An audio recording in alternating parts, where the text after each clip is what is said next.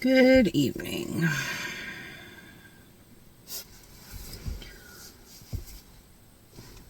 So,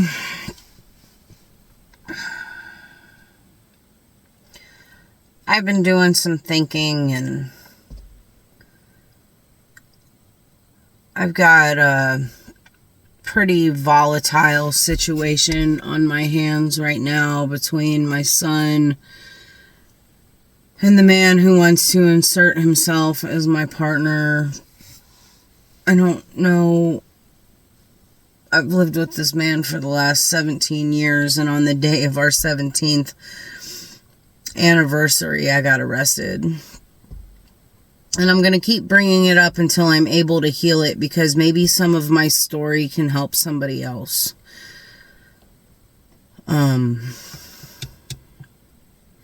To be pretty truthful about things, I dropped him off at the house and I came down to the neighborhood boat ramp just so I could get some peace.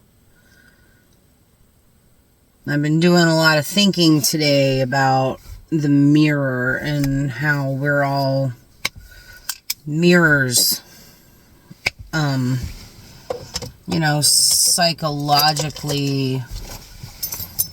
Psychologically how this works is, depending on what your perception of reality is at any given time, you either reflect or you project.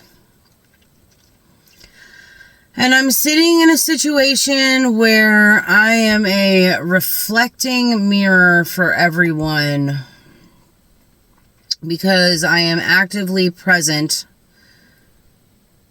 and observing my emotions,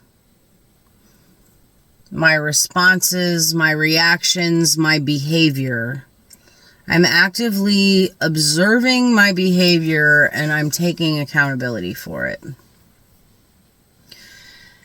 Meanwhile, I have a bunch of people that are victim blaming and hostile toward me. And I'm recognizing that I've been living in this for a really long time and I'm tired. And I'm not even kidding when I tell you that the contemplation over the course of the last 7 days to run this car that I just spent $5,000 getting back on the road, running this car off a bridge into the Atlantic Ocean, is a real possibility.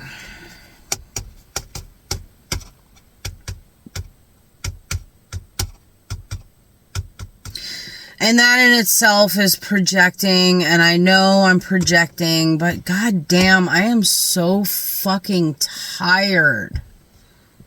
I'm tired of people not taking accountability for their actions, people not owning their mistakes, not owning their shit. I'm tired of a lack of authenticity.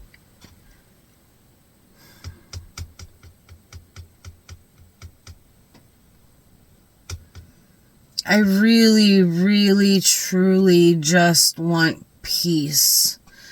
And if my child or my partner happen to see this video, I hope you guys listen. I don't want to be your mom. I don't want to be your wife. I don't want to be these fucking roles that I've put myself into. I don't want to be it.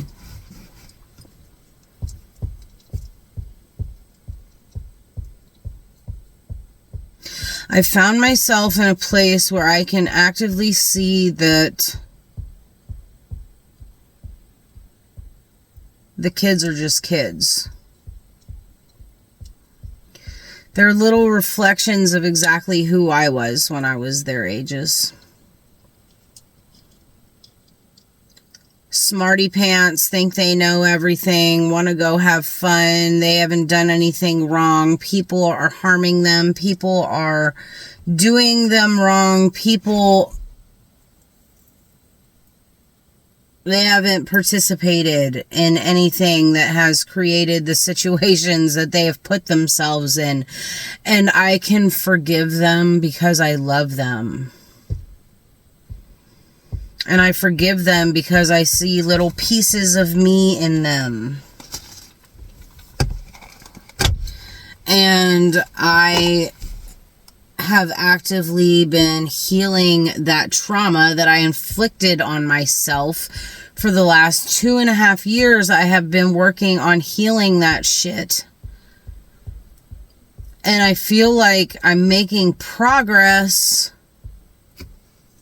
Every apology, yeah, you're right, I did that. I did do that. Why do I need to apologize to you? I owned it. And I'm doing better moving forward. Me apologizing is not for you. Me apologizing is for me.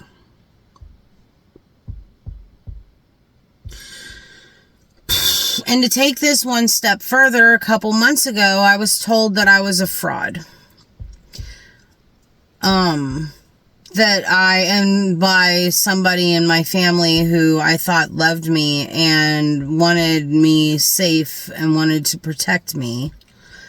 That person called me a fraud, that I need to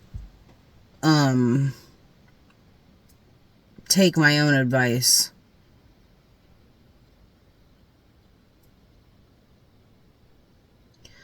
That same person sat right in the passenger seat of this car today and told me that I was a whore and a narcissist. And, about 8 weeks ago, I quit doing tarot readings on YouTube for the collective. Because maybe he's right. But there's 655 videos, and that's including collective readings.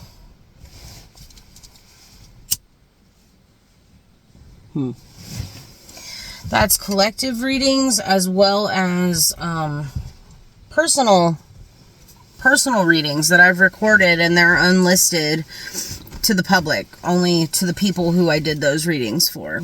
There's 655 videos on YouTube where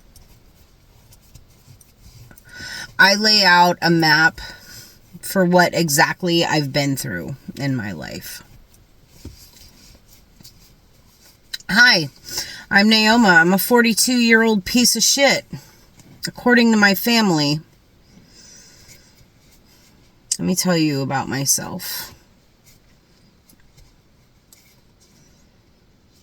Since everybody's on this transparency train, maybe I've laid it out on YouTube, but I haven't exactly laid it out for the collective on TikTok yet. And my following's not that big, but I have a lot of experience, so let me tell you my story.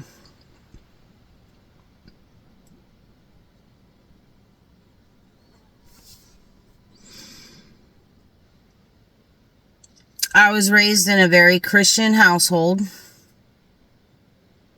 Actually, no, I take that back.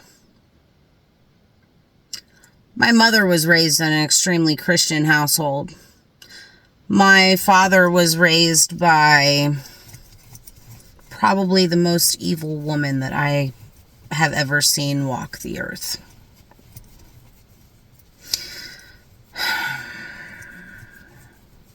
But if it wasn't for my grandparents showing me how not to act, I feel like I may have been on a different trajectory. My dad was undiagnosed autistic, and my mom was in her masculine energy fighting for survival for a very long time. So, when I say mom was in her masculine energy, I don't mean that as a bad thing at all, because she mirrored to me an example of masculine energy that could still be very feminine, but it wasn't balanced.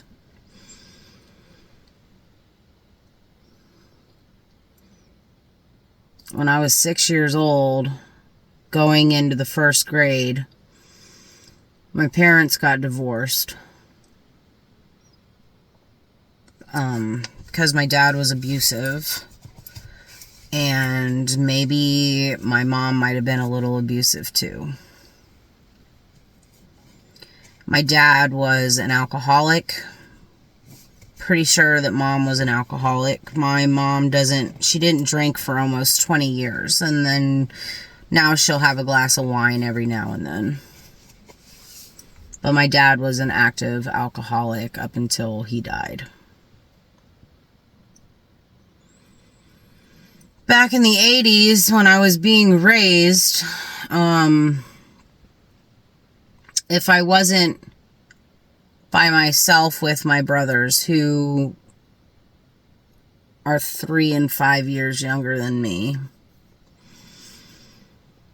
we were left with neighbors, friends of my dad's, because my dad had custody. My dad's mom had money. She was able to hire a very cutthroat and ruthless lawyer, and the story that I've been given from both sides of the family are my mom really didn't fight too hard for us kids. So dad got custody, which even with a mom who wasn't actively fighting for custody would have been very difficult in 1988, 89. But he did. He won custody, so my dad raised me. And when my mom was out of the picture, babysitters, like daycare wasn't a thing back then, so babysitters needed to be hired to watch us kids, and I was the oldest girl child in the house.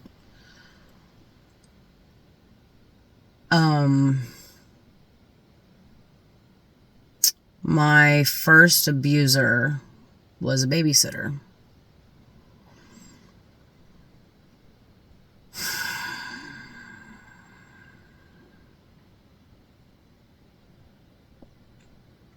I was 6, almost 7 years old when the first incident happened.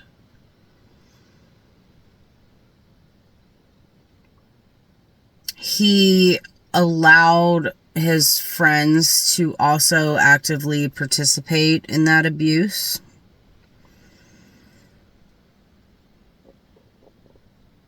And because it was open, my brothers witnessed it.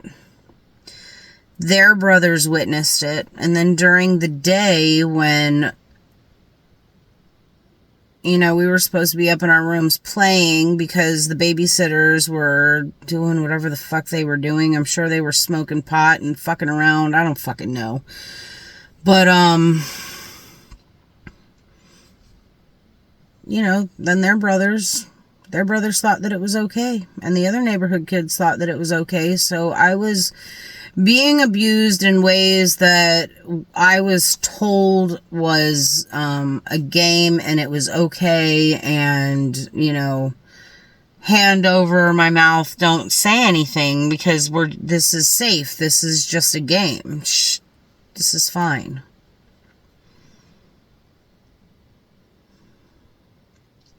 I remember sitting in my mom's living room on one of the weekends that she had us, and the movie RoboCop had just come out on VHS, and there was a scene at the very near the beginning of the movie where a gentleman was getting a blowjob in the front seat of the van, and my brother said, "Oh, Naomi did that to the babysitter the other day."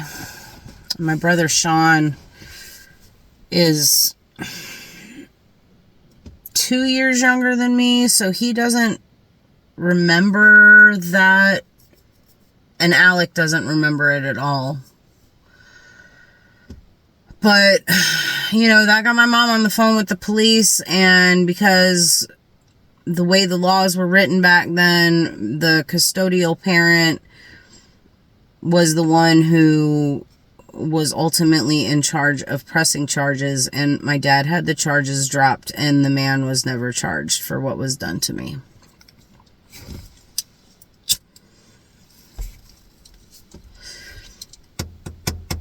I've always been kind of different. I've always been like, don't touch me. My mom will tell you that even as a baby, like, I would nurse and then be like, get the fuck off of me, put me down. So I've always been, you know, like, touching icks me. I've always known that I was an old soul, that I was wiser than my years. And, you know, whether that was because of the abuse or what, I don't know. But my dad's mom was verbally abusive. She was mentally abusive. I mean,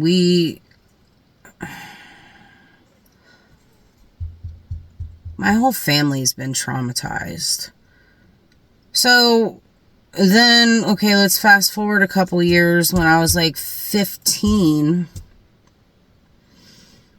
I was babysitting for a family, a man and his kids, and he just got custody of his kids. You know, now we're in like 1996, 97.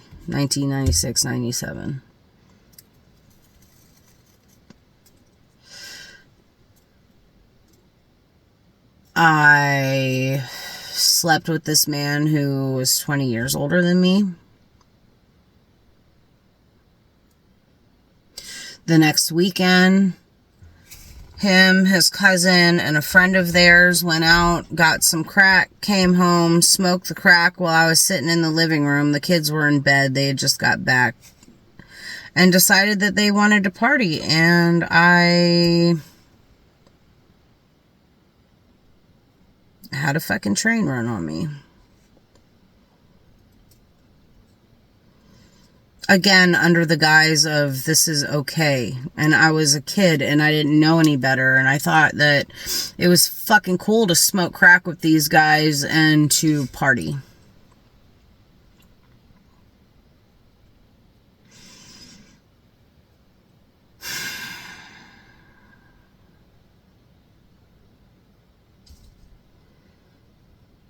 So now here I sit at 40 years old and I'm unpacking the damage that was actually done during those two separate events and what it led me to do to myself. It led me to make decisions where I was actively seeking out older men. Maybe because I had daddy issues. Maybe because I had mommy issues. Of course, I had both. But in the process of this seeking out older men, I had two children very young. My firstborn child came when my first child I found out I was pregnant with at 17, and I miscarried on 9/11. And exactly 1 year, 2 days shy of 1 year, I gave birth to a live child, and that's my oldest. I had 5 pregnancies.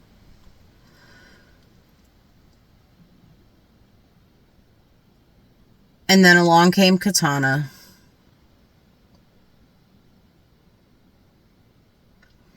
I broke up with their dad.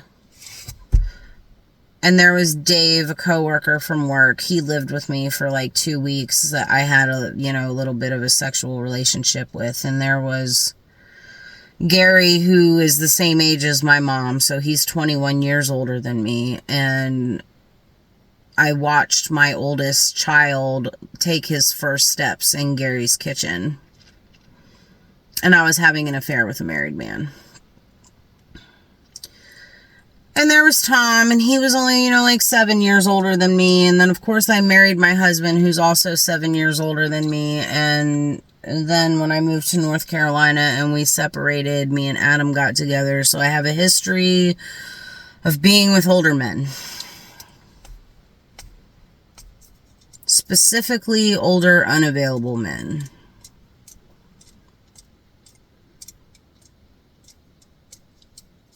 Right, so at 40 years old, I have lost my best friend, and I'm realizing all the fucking damage that has happened around me over the course of the last 25 years.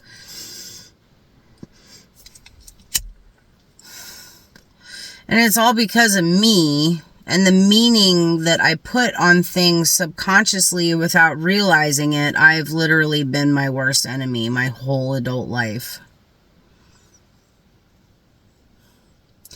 And now I understand how psychology works, and I understand how quantum physics works, and I understand how the mind works, and I understand the human psyche, and I realize how much fucking damage I've done. And I literally sit here and think to myself, maybe everything would be so much better if I was gone. Maybe I am a fraud. Maybe I'm a whore. Maybe I am a piece of shit. Maybe I really am all of these things that people keep saying. But I have done so much work to try and fix myself. I've, talked to therapists, and, maybe this isn't right, but I've, sat down with ChatGPT and tried to figure it out. And I've always been spiritual, but I didn't know what spiritual meant. I thought it was just, like candles and crystals and tarot cards and runes. And I didn't know what spiritual meant until I really started healing.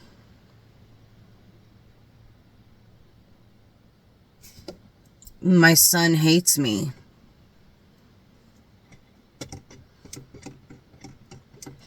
And I hate the situation that I'm in with my partner, because the last thing that I want for myself now, while I'm doing all of this freaking healing work, the last thing I want for myself now is to be indebted to a partner who won't take accountability for his addiction, for his actions. Everybody else is to blame for the things that he has done. He's not owning any of it. Anyway, I guess to make a long story even longer, I got diagnosed this year as neurodivergent with complex post-traumatic stress disorder. Essentially, I'm autistic. Makes fucking sense, because I've never liked being touched. The pattern recognition is amazing, and I learn things very, very quickly. I also get bored really easily, so being on the neurodivergent scale was not surprising.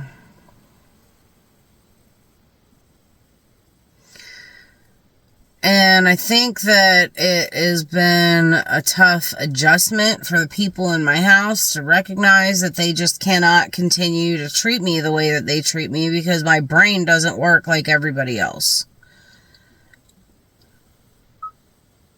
Which also makes me think that maybe I am the bad guy. Like, maybe I've been the problem all along. I know I'm the fucking problem. I'm literally my own worst enemy. Like, isn't that what this healing journey is all about? Like, recognizing your ability to fuck yourself over time and time and time and time again.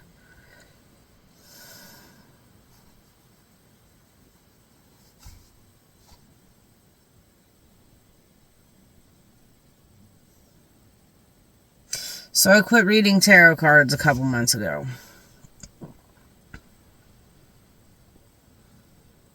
I don't think it's necessary. My story has been told 655 times. Because it's all that we can do, is we can tell a story, we can relate it to our own experiences in order to be able to give advice to other people.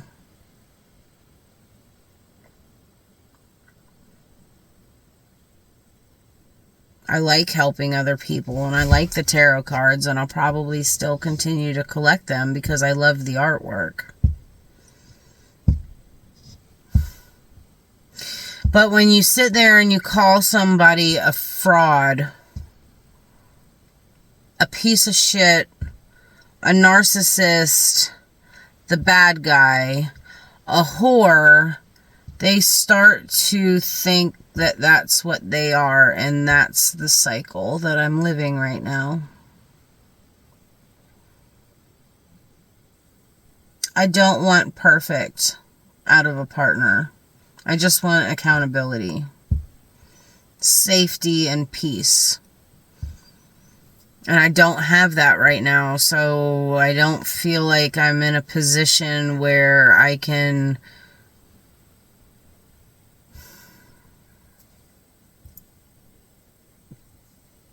be a good vessel for motivation for anybody.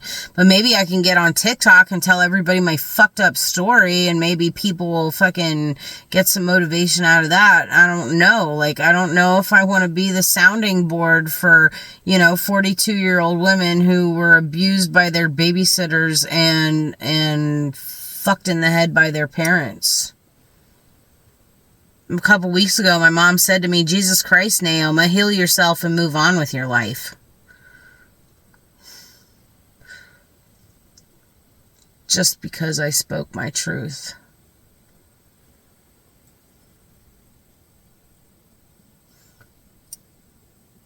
I don't know what to do anymore. I don't. This isn't validation seeking. It's not attention seeking. I don't give a fuck what people think of me, but right now, like, I feel like I want a very public record of everything going on in my life in case something does happen to me and they need to go back and look on my social media. I don't know. But all I can do right now is be authentic and keep playing with my dogs, and maybe once in a while I'll throw a tarot card out on the table, and I really love reading for people, but I don't feel like I'm in the best place mentally to be able to give advice, because my advice right now is to go get a blowtorch and just burn the shit down. Quit victim blaming. Quit giving your ass to men that don't deserve it.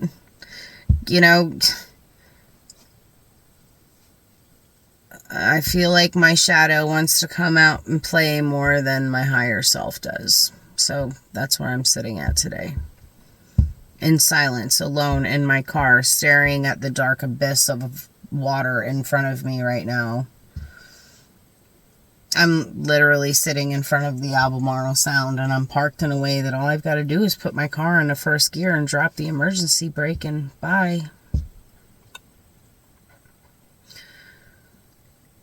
I'm not gonna do it. I'm just saying, I'm not mentally fucking capable of taking care of anybody else's emotions right now. I can barely take care of mine.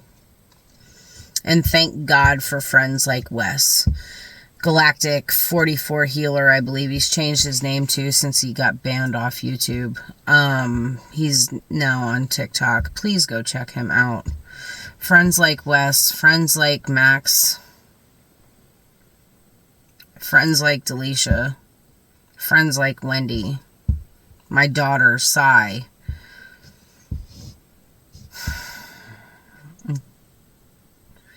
None of what they say to me makes me feel any better, but at least sometimes I'm able to hear words that, make me feel a little less crazy. So I'll probably split this video into 2 parts again.